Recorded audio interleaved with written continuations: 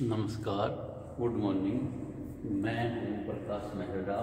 आज आपको BA part का राजनीति विज्ञान के पेपर राजनीति विज्ञान के मूल आधार शीर्षक राजनीतिक दल का अध्ययन करवाऊंगा। प्रजातांत्रिक सरकार के सिद्धांत के साथ ही इसका विरोध होने के स्थान पर एक ऐसी चीज है जो प्रजातांत्रिक सिद्धांत को व्यवहारिक बनाती है, क्योंकि अकेले रहकर व्यक्तियों के लिए शासन करना कठिन है। आधुनिक लोकतांत्रिक राज्य एक कृत्रिम तथा आवश्यक यंत्र के रूप में व्यक्तिगत मतों का समूह मात्र बनकर रह गया है। ये कहना था लीबोव का। नेक्स्ट आता है राजनीतिक दलों का महत्व। हमारा कौन चलता है राजनीतिक दलों का महत्व। राजनीतिक दलों का महत्व वर्तमान समय में शासन के विभिन्न रूपों में सर्वाधिक लोकप्रिय शासन है। और प्रजातांत्रिक शासन में दो प्रकार के शासन सरकारें चलती है। दो प्रकार के होते हैं प्रजातांत्रिक शासन, एक प्रत्यक्ष और एक अप्रत्यक्ष। प्रत्यक्ष शासन व्यवस्था वो होती है जिसमें जनता के चुने हुए प्रतिनिधि सीधी सरकार चलाते हैं। प्रत्यक्ष प्रजातंत्र वो होता है जिसमें जनता सीधे अपने प्रतिनिधियों का चुनाव करती है। अप्रत्यक्ष वो है जिसमें जनता के चुने हुए प्रतिनिधि सरकार चलाते हैं, जिसको हम प्रतिनिध्यात्मक प्रजातंत्र भी कहते हैं। राज्यों की बृहत जनसंख्या और क्षेत्रफल अधिक होने के कारण इन सब दोनों शासन व्यवस्थाओं में प्रतिनिध्यात्मक शासन व्यवस्था, अप्रत्यक्ष प्रजातंत्र, अप्रत्यक्ष लोकतंत्र लगभग सभी देशों की शासन व्यवस्था में केंद्रित है। इस शासन व्यवस्था के अंतर्गत जनता अपने प्रतिनिधियों को चुनती है, प्रतिनिधि अपना शासन कार्य करते हैं। जनता द्वारा अपने प्रतिनिधियों को निर्वाचन और प्रतिनिधियों द्वारा शासन व्यवस्था संचालने की संपूर्ण प्रक्रिया को पूर्ण करने के लिए राजनीतिक दल अनिवार्य हो जाते हैं। जनता किसको चुने, इसलिए एक राजनीतिक दल उनके सामने होता है। इसके अतिरिक्त प्रजातंत्रीय व्यवस्था लोकमत पर आधारित होती है। राजनीतिक दल लोकमत के निर्माण और उसकी अभिव्यक्ति का सर्वाधिक महत्वपूर्ण साधन होते हैं। साधारण एक देश के विधान या कानून के अंतर्गत राजनीतिक दलों का उल्लेख नहीं होता, किंतु व्यवहार में राजनीतिक दलों का अस्तित्व उतना ही आवश्यक और उपयोगी होता है जितना कानून और विधान का। अमेरिकी संविधान निर्माताओं ने अपने देश में किसी भी रूप से राजनीतिक दल पनपना नहीं देना चाहते थे, लेकिन संविधान लागू होने के बाद ही दलीय संगठन राजनीतिक जीवन का एक प्रमुख विशेषता बन गई। प्रजातांत्रिक शासन व्यवस्था में केवल शासन दल का नहीं होता, वरना विरोधी दल का भी महत्व होता है। विपक्षी दल का भी उतना ही महत्व होता है। विपक्षी दल शासन करने वाले राजनीतिक दल की मर्यादा रखता है, उसको नियंत्रित करता है। इस प्रकार यह कहा जा सकता है कि आधुनिक राजनीतिक जीवन के लिए दलीय संगठनों का बड़ा महत्व है और इसके बिना लोकतंत्र की सफलता संभव नहीं है। वर्ग के शब्दों में कहा जा सकता है कि दलीय प्रणाली चाहे पूर्ण रूप से भले के लिए हो या बुरे के लिए हो, प्रजातंत्रीय शासन व्यवस्था के लिए जरूरी पद्धति है। नेक्स्ट है राजनीतिक दल की परिभाषा।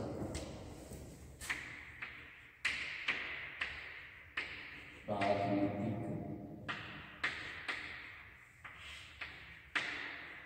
दल की परिभाषा। राजनीतिक दल की परिभाषा। मानव एक विवेकशील प्राणी है।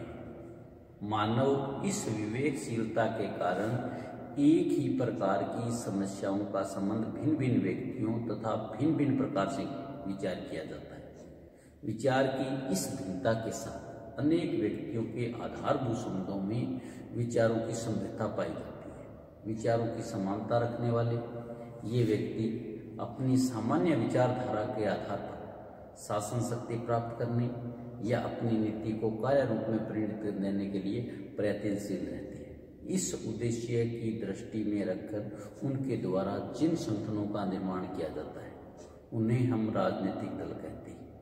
राजनीतिक दल की परिभाषा के संबंध में विभिन्न विचारकों ने अलग अलग परिभाषाएं दी है। एडमंड बर्ग के अनुसार राजनीतिक दल ऐसे लोगों का समूह होता है जो किसी एक सिद्धांत के आधार पर जिस पर वो एकमत हो, सामूहिक प्रयत्नों द्वारा जनता के हित में काम करने के लिए एकता में बंधे होते हैं। गेटल के अनुसार राजनीतिक दल न्यूनाधिक संगठित उस नागरिकों का समूह होता है जो राजनीतिक इकाई के रूप में काम करते हैं, जिनका उद्देश्य अपने मतदान बल के प्रयोग द्वारा सरकार पर नियंत्रण करना, उसकी सामान्य नीतियों का क्रियान्वित करना होता है।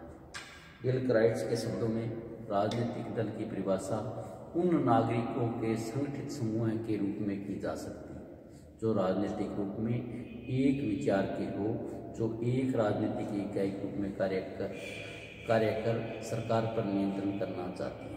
इसी प्रकार मैकाइवर के शब्दों में राजनीतिक दल एक ऐसा समुदाय है जो किसी ऐसे सिद्धांत या ऐसी नीति के रूप में संगठित किया हो जिस पर वैधानिक साधनों से सरकार का आधार बनाना चाहता है। नेक्स्ट है राजनीतिक दल की आवश्यकता।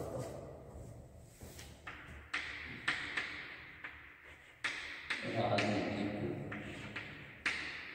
दल की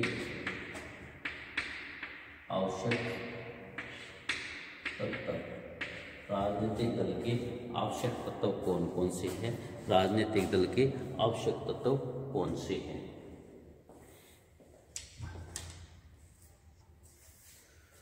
एडमंड बर्ग, गेटल, गिलक्राइस्ट, मैकाइवर आदि ने राजनीतिक दलों की परिभाषा दी। उन्हीं परिभाषाओं के आधार पर हम आवश्यक तत्व भी बताए जा सकते हैं। नंबर 1 आता है संगठन। राजनीतिक दल का पहला तत्व क्या है? संगठन। जो राजनीतिक दल का निर्माण किया जाता है उस दल का संगठन होना चाहिए। बिना संगठन राजनीतिक दल कार्य नहीं करेगा। राजनीतिक दल का प्रथम आवश्यक तत्व है वह संगठित होना चाहिए। आधारभूत समस्याओं के संबंध में एक ही प्रकार का विचार करने वाले व्यक्ति तब तक संगठित न हो उस समय तक उसे राजनीतिक दल नहीं कहा जा सकता। राजनीतिक दल की शक्ति उसके संगठन पर निर्भर करती है और संगठन के आधार पर ही शासन शक्ति प्राप्त कर उसकी नीति को कार्य रूप में परिणत करने का प्रयत्न करते हैं। नंबर 2 सामान्य सिद्धांतों की एकता।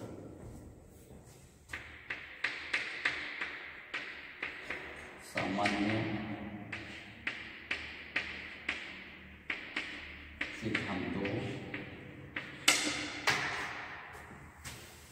सिद्धांतों की एकता। राजनीतिक दल संगठित रूप से कार्य करना उसी समय संभव हो जब राजनीतिक दल के सदस्य किसी सामान्य सिद्धांत के संबंध में एक ही प्रकार का विचार रखते हैं।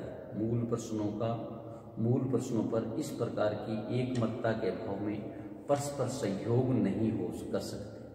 यदि कुछ व्यक्ति किन्हीं विशेष स्वार्थों के आधार पर संगठन की स्थापना कर लेते हैं तो इस प्रकार के सिद्धांतहीन संगठनों को राजनीतिक दल न कहकर गुट कहा जा सकता है। नंबर 3 संवैधानिक साधनों में विश्वास।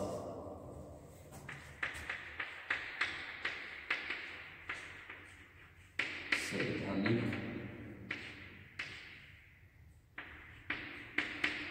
साधनों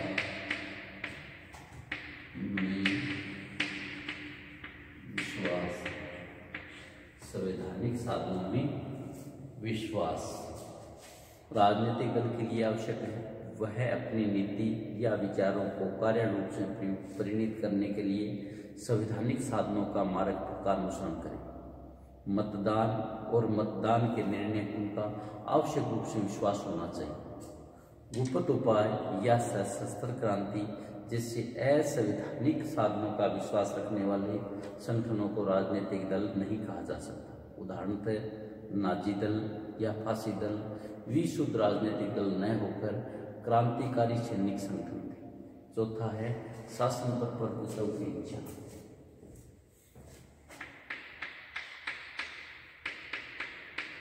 शासन पर प्रभुत्व की इच्छा, शासन पर प्रभुत्व की इच्छा। सबसे महत्वपूर्ण जो गुण चौथा है, जो राजनीतिक दल का निर्माण किया जाता है वह शासन करने की इच्छा से किया जाता है। राजनीतिक दल का एक तत्व यह होता है कि जिसका उद्देश्य शासन पर स्थापित कर अपने विचारों और नीतियों को कार्य रूप से परिणित करना होता है।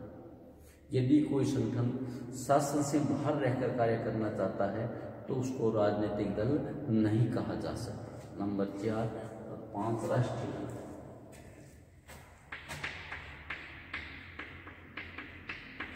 राष्ट्रीय सबसे महत्वपूर्ण तत्व है कि राजनीतिक दलों का राष्ट्रीय हित होता है। राजनीतिक दल के लिए आवश्यक है उसके द्वारा किसी विशेष जाति, धर्म या वर्ग के हित को दृष्टि में रखकर नहीं, बल्कि संपूर्ण राज्य के हित के दृष्टि में रखकर कार्य किया जाना चाहिए। भारत ने राजनीतिक दल को परिभाषित करते हुए उन्हें राष्ट्रीय हित की वृद्धि के लिए संगठित राजनीतिक समुदाय भी कहा जाता है। नेक्स्ट है दलों की उत्पत्ति तथा राजनीतिक दलों के आधार। दलों की उत्पत्ति तथा राजनीतिक दलों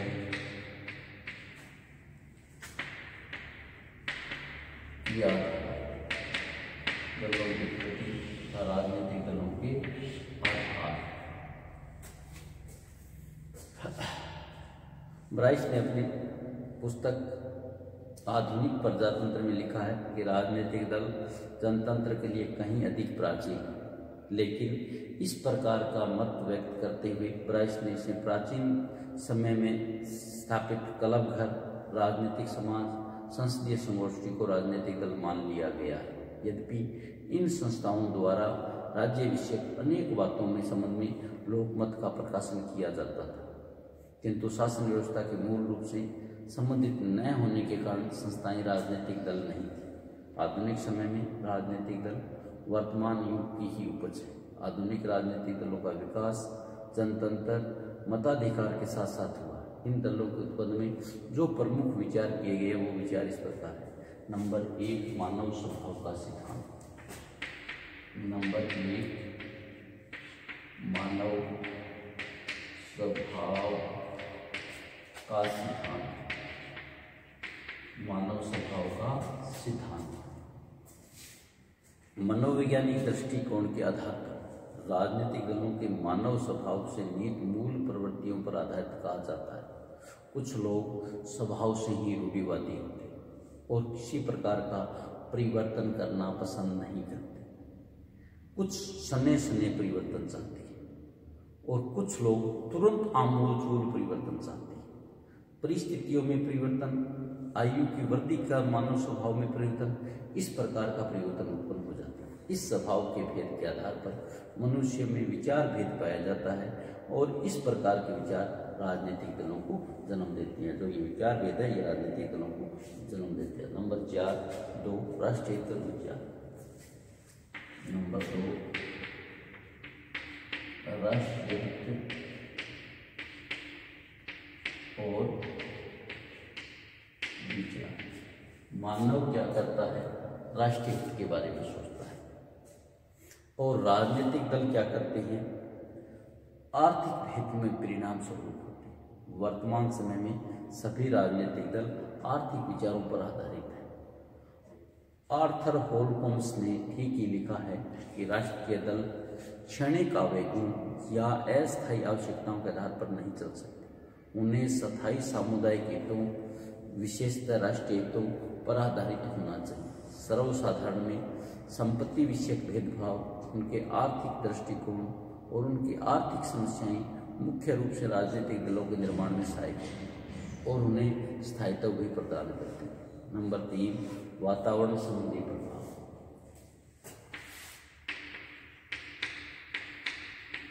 वातावरण संबंधी प्रभाव। वातावरण संबंधी प्रभाव। सामान्यतः यह कहा जाता है कि प्रत्येक व्यक्ति धार्मिक संस्कारों से राजनीतिक संस्कार लेके आता है।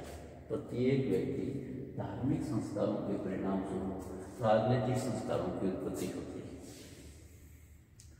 अपने इन राजनीतिक संस्कारों के आधार पर वह किसी राजनीतिक दल से संबंध होता है। अनेक बार एक व्यक्ति के पारिवारिक सदस्य, उनके मित्र उनके लिए राजनीतिक दल का मार्ग खोजते हैं, लेकिन राजनीतिक चेतना के विकास के साथ साथ वातावरण संबंधी प्रभाव कम होता जा रहा है। नंबर 4, धार्मिक एवं सांप्रदायिक।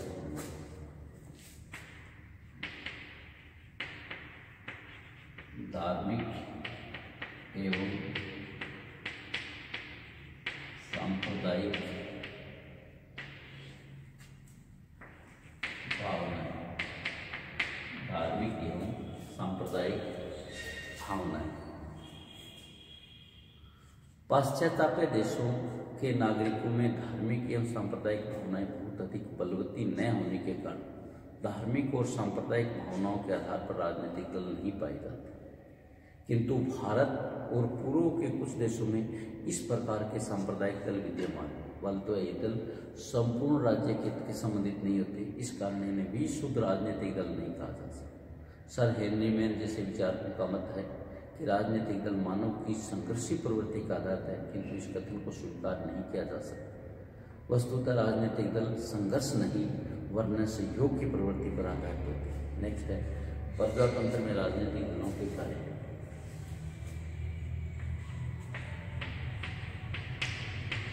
प्रजातंत्र में राजनीतिक दलों के कार्य। प्रजातंत्र में राजनीतिक दलों के कार्य। प्रजातंत्र में राजनीतिक दलों के कार्य और भूमिका में नंबर 1 आता है लोकमत का निर्माण। लोकमत का निर्माण। राजनीतिक दल क्या करते हैं? एक निश्चित लोकमत का निर्माण करते हैं। वर्तमान समय में राज्य संबंधी विषय बहुत अधिक जटिल और व्यापक होते हैं। साधारण व्यक्ति में इस प्रकार के विशेष विचार का चुनाव तथा उसे समझ पाना संभव नहीं होता। ऐसी स्थिति में राजनीतिक दल सार्वजनिक समस्याओं को जनता के सम्मुख में इस रूप में प्रस्तुत करते हैं कि साधारण जनता उन्हें समझ सके। जब विभिन्न राजनीतिक दलों के संबंध में दृष्टिकोण प्रतिपादन होते हैं तो साधारण जनता इन समस्याओं को भली भांति समझने का निर्णय ले सकती है। नंबर 2, राजनीतिक दल क्या करते हैं? चुनावों का संचालन।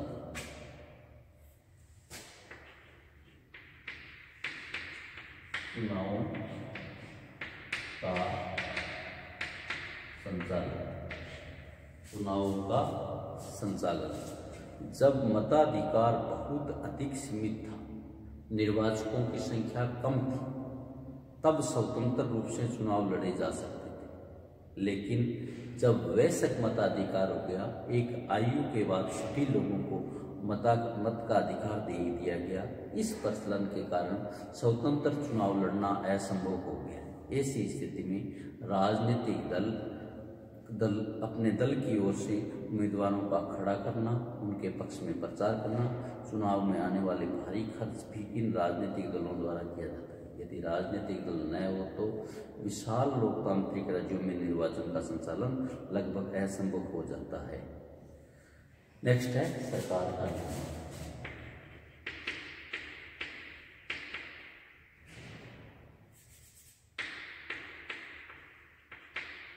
सरकार का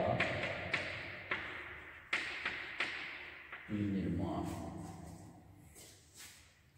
निर्वाचन के बाद राजनीतिक दलों द्वारा सरकार का निर्माण किया जाता है। अध्यक्षात्मक शासन व्यवस्था में राष्ट्रपति अपने विचारों में सहमत व्यक्तियों को मंत्रिपरिषद का निर्माण कर शासन का संचालन करता है। संस्थात्मक शासन में जिन राजनीतिक दलों को व्यवस्थापिका में बहुमत प्राप्त हो, उनके प्रधान द्वारा मंत्रिपरिषद का निर्माण करते हेतु शासन का संचालन किया जाता है। मंत्रिपरिषद व्यवस्थापिका में अपने राजनीतिक दल के समर्थन के आधार पर शासन करती है। इस प्रकार संस्थात्मक तथा अध्यात्मक दोनों शासन व्यवस्थाओं में सरकार का निर्माण करना, शासन व्यवस्था का संचालन राजनीतिक दलों के आधार पर किया जाता है। राजनीतिक दलों के अभाव में व्यवस्थापिका का सदस्यों में अपनी अपनी डफली, अपना अपना राग का रूप अपनाया जा सकता है। नंबर 4 है शासन सत्ता को मर्यादित करना। शासन सत्ता को मर्यादित करना। शासन सत्ता को मर्यादित करना। शासन व्यवस्था में बहुसंख्यक राजनीतिक दल के साथ ही साथ अल्पसंख्यक राजनीतिक या विरोधी दल बहुत अधिक संख्या में रखते हैं। यदि बहुसंख्यक राजनीतिक दल शासन सत्ता के संचालन का कार्य करते हैं तो अल्पसंख्यक दल विरोधी दल के रूप में कार्य करते हैं, शासन शक्ति को सीमित रखने का प्रयत्न करते हैं। संगठित राजनीतिक दल के अभाव में शासन दल अधिनायकवादी रुख अपना लेता है। नंबर 5 सरकार के विभिन्न विभागों में समन्वय सामंजस्य। सरकार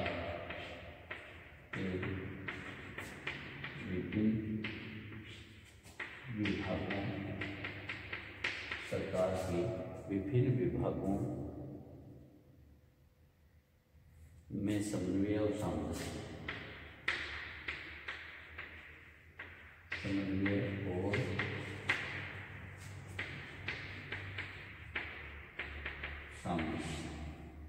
समन्वय और सामंजस्य। सरकार के द्वारा उसी समय ठीक प्रकार से कार्य किया जा सकता है जब शासन के विभिन्न अंग परस्पर सहयोग करें। यह सहयोग राजनीतिक दलों द्वारा संभव होता है। संसदीय शासन में सामान्यतः कानून निर्माण करना, प्रशासन की शक्ति एक राजनीतिक दल के हाथ में होती है। दलीय अनुशासन के कारण कार्यपालिका व्यवस्थापिका भी अपने इच्छानुसार कानूनों का निर्माण करा सकती है।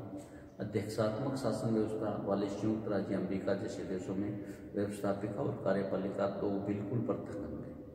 राजनीतिक दलों में सहायता के बिना शासन का भली प्रकार से संचालन असंभव है। अमेरिका में दलीय व्यवस्था और कार्यपालिका के बीच सहयोग स्थापित कर संविधान की कमी को दूर करने का कार्य करते हैं। नंबर 6 राजनीतिक चेतना का प्रसार।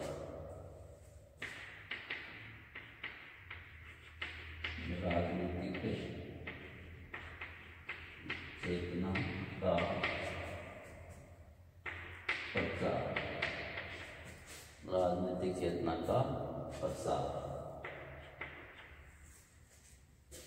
राजनीतिक दल नागरिक चेतना, राजनीतिक शिक्षा अत्यंत महत्वपूर्ण रूप से कार्य करते हैं। सार्वजनिक समस्याओं के संबंध में किए गए निरंतर प्रचार और वाद विवाद के आधार पर वे सामान्य जनता के सार्वजनिक क्षेत्र में रुचि जागृत करते हैं। उनका उद्देश्य उनकी लोकप्रियता बढ़ाकर शासन शक्ति पर अधिकार करना होता है। इसलिए वे प्रेस, प्लेटफॉर्म तथा अन्य साधनों के आधार पर विचारधारा का अधिक से अधिक प्रचार करते हैं।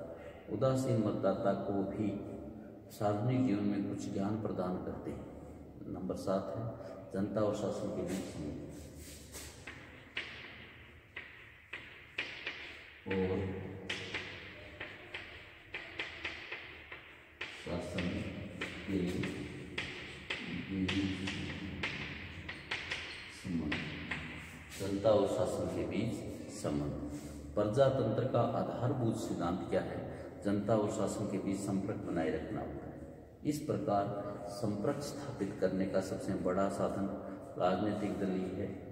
प्रजातंत्र जिस दल के हाथ में शक्ति प्राप्त होती है, जिस दल के हाथ में सत्ता, उसके सदस्य जनता के मध्य सरकारी नीति का प्रचार करते हैं, जनमत अपने पक्ष में करने का प्रयत्न करते हैं। सभी दल राजनीतिक कठिनाइयों दूर कर विविध अधिकारियों तक पहुंचाकर उन्हें दूर करने का प्रयास करते हैं। आज हम इतना ही करेंगे, जिसमें हमने देखो सबसे पहला पॉइंट था हमारा राजनीतिक दलों का महत्व, फिर राजनीतिक दलों की परिभाषा, फिर राजनीतिक दलों के आवश्यक तत्व कौन से 5 है। नंबर संगठन है। नंबर 2 सामान्य सिद्धांत होंगे। फिर संवैधानिक साधनों विश्वास करेंगे, शासन प्रभुत्व करने की इच्छा रखेंगे, राष्ट्रीय 5 राजनीतिक दलों का आवश्यकता है। फिर राजनीतिक दलों की उत्पत्ति के आधार क्या है? मानव का स्वभाव है। राष्ट्र हित और विचार है, वातावरण संबंधी प्रभाव है और धार्मिक संप्रदाय है। यानी 5 उसके आवश्यक तत्व है, 4 उसके आधार है और 7 उसके कार्य है। लोकमत का निर्माण करना, चुनावों का संचालन करना, सरकार का निर्माण करना, शासन सत्ता को मर्यादित करना, सरकार के विभिन्न विभागों को समझने और सामने से स्थापित करना, राजनीतिक चेतना का प्रचार करना, जनता और शासन के बीच समन्वय। थैंक यू, धन्यवाद। भगवद की रखे, माँ का प्रयोग करे रखे। आज हम इतना ही करेंगे।